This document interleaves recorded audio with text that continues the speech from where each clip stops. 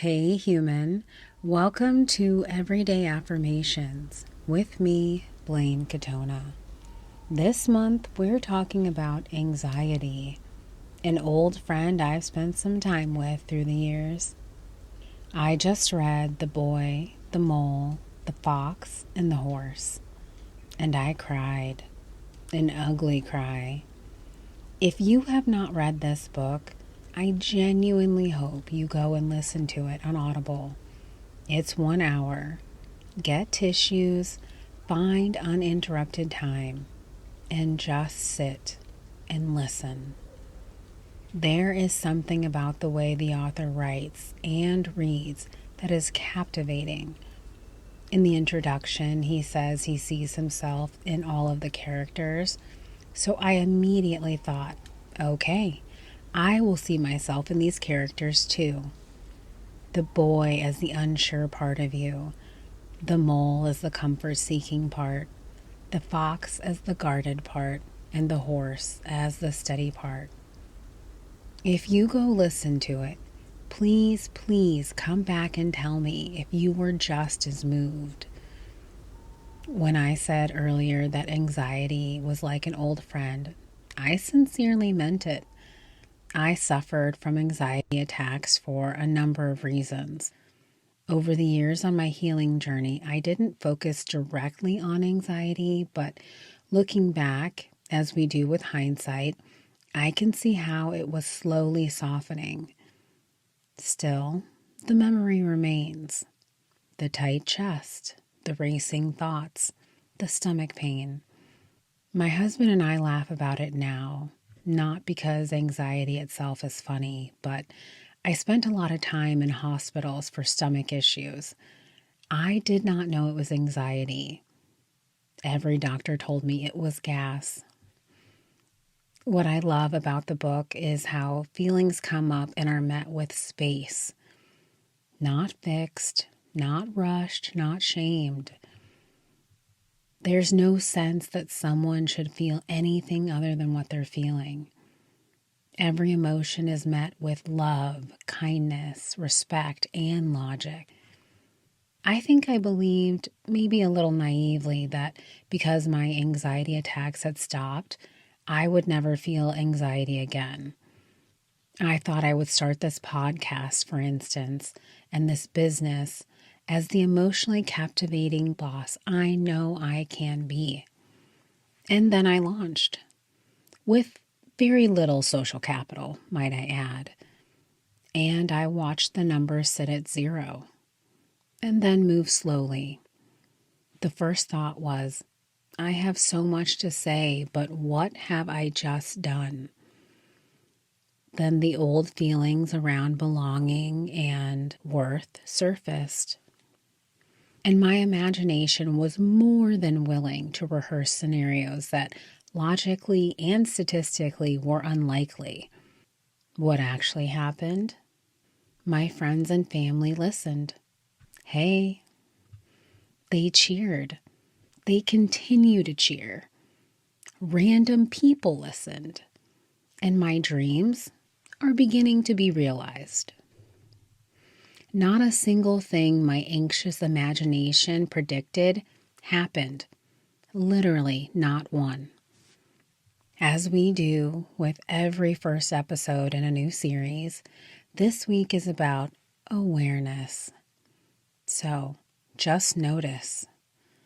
What does your flavor of anxiety sound like?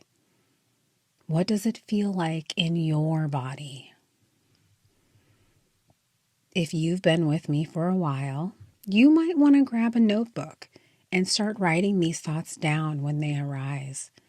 Sometimes it helps to see them outside of your head. This is just for you.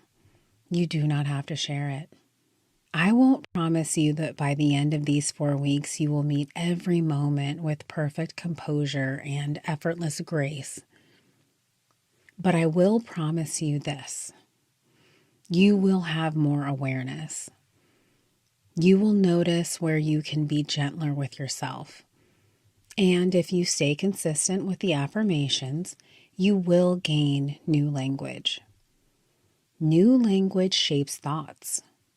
Thoughts shape words. Words shape actions.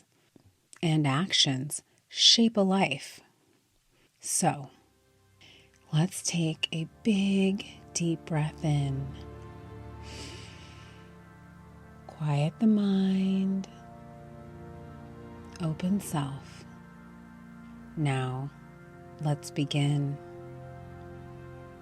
I am learning to acknowledge my anxiety without judgment. I am learning to acknowledge my anxiety without judgment.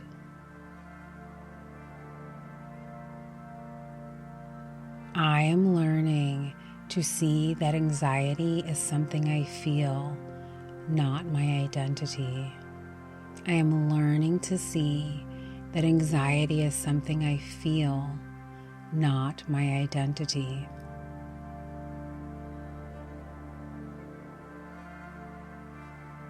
I am safe, even when my thoughts feel enormous.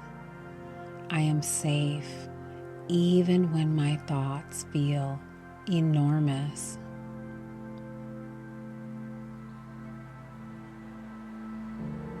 My mind and body know how to return to a calm state. My mind and body know how to return to a calm state.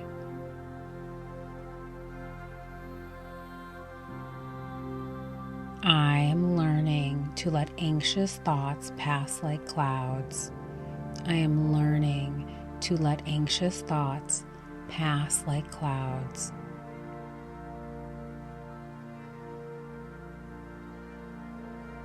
I can breathe deeply and allow my body to soften.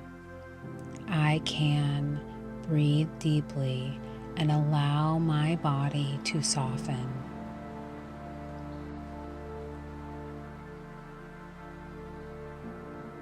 I release the false sense of safety that predicting the future once gave me.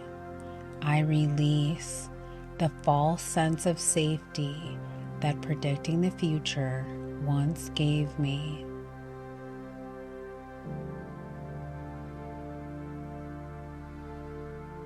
I trust that this moment will pass, just as other anxious moments have passed.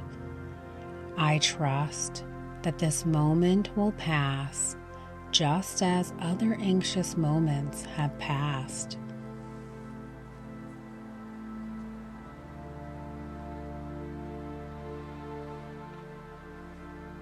I am learning to feel anxiety without fearing it. I am learning to feel anxiety without fearing it.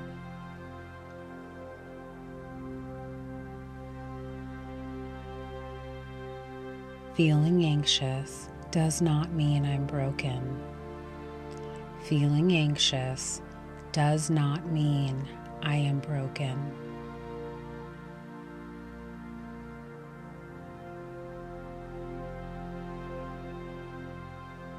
Notice when the feeling of anxiousness comes up this week. Awareness is enough.